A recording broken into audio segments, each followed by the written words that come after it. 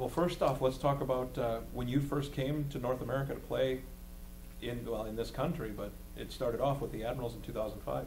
Yeah, that was 2005, and it was for me it was a huge jump from Finland, and just you know, everything, you know, the culture and all the differences that I was used to in Finland, and just you know, living by myself and taking care of everyday life, especially off the ice. I think that was the biggest thing, and but those are some good memories that I will always have. And but at that time I was living with Kevin Klein and Paul Brown together, and those guys helped me a lot, and it made it pretty easy for me to settle in and you know, just get things going. At that point, had you visited North America at all? Had you ever left? No, No, that was my first time.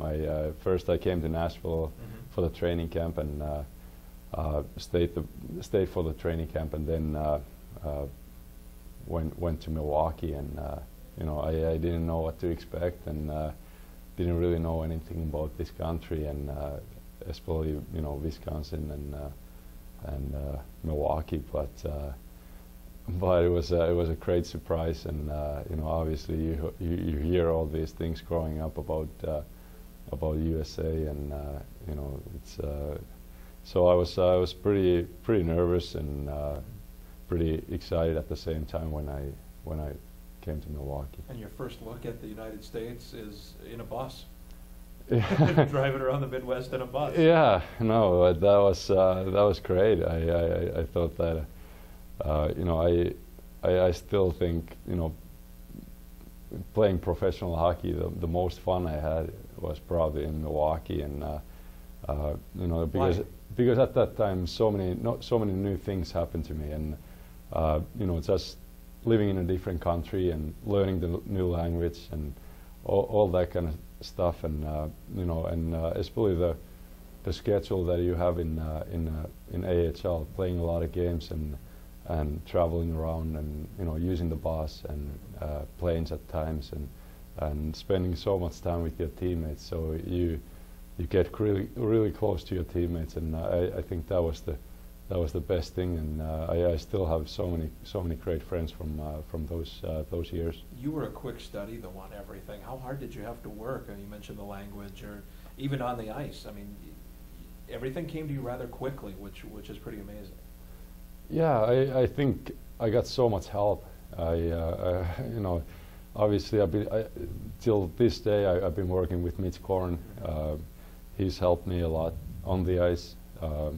And then there's been so many people who's helped me off the ice, and I think not everybody realizes that. I think the biggest thing is, you know, getting used to that off ice life, and you know, the everyday life, and how to take care of your bills, and you know, open the bank account, you know, get the cell phone, you know, maybe you know, every day, you know, go to the grocery store, and all those things when it's a new country and everything is new. It's kind of it's almost intimidating. So with all those things, at first I always got help, and you know, Kleiner and Paul Brown or Brian Finley or Craig Klass and Darren Haydar, so many guys. They would always.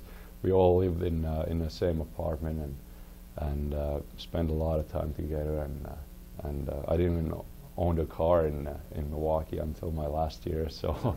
Wow. so I was always driving with other guys, and a few times I actually missed a meeting or practice because I didn't have a car, so I ran from the Platts, the old Platts to the Bradley Center, and I got in trouble. With Claude then, or who? Yeah, it was Claude. Yeah. Tell me, I'm going to throw out some names at you, and I want you to tell me your impressions on them. And we'll start with Claude Noel.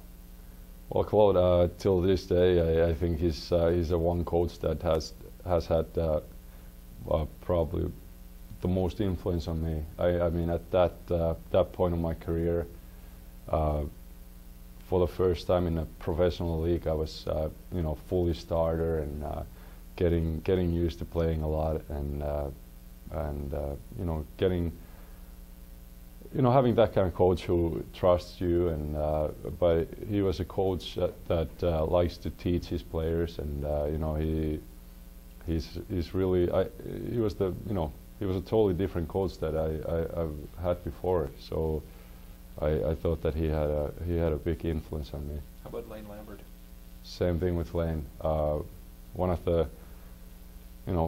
One of the nicest guys you meet, and I'm lucky to have him here in Nashville, and with Lane I've been together for quite many years now, and got to know his family and all that stuff. So I think that's great, and he's a great coach, and hopefully someday he'll be a head coach in NHL. The captain your first year in Milwaukee was Greg Zanin.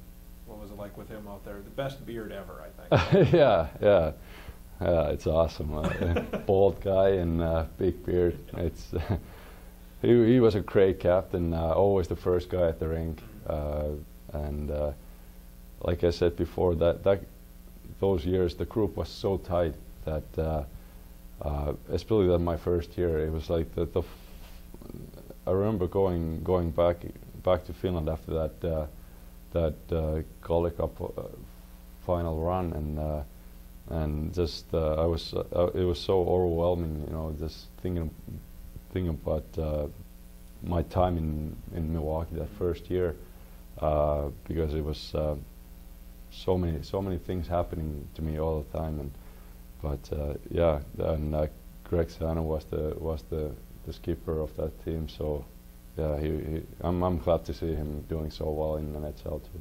When you look back, and now you've got some time to put from that as opposed to the following summer when you went back to Finland, what stands out about that team? And because you ended up going up to Nashville towards the end of that year, but when did you think that team was a special team and that maybe it could make a run?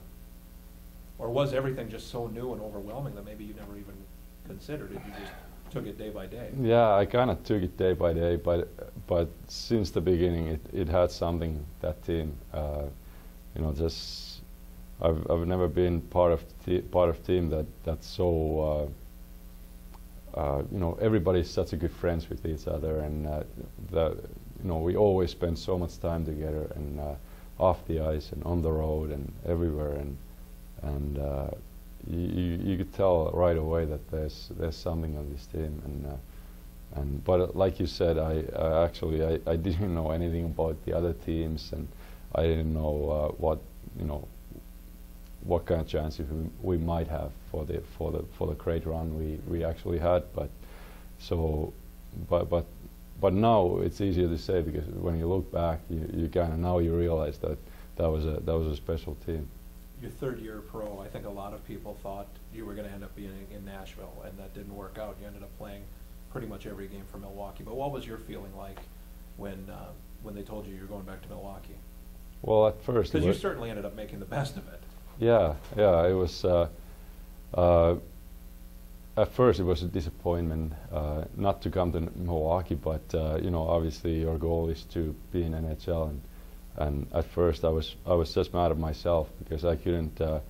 I remember that training camp, and I just Dan Ellis just outplayed me, and he deserved that spot with Nashville, and at first it was tough, but eventually with the help of I talked a lot with Lane and Mitch and my teammates down in Milwaukee, and with help of them I was in a right frame of mind, and I stopped feeling sorry for myself and just and worked hard, and I knew that eventually good things will happen, and I now obviously looking back, I think that was the best thing that could happen to me.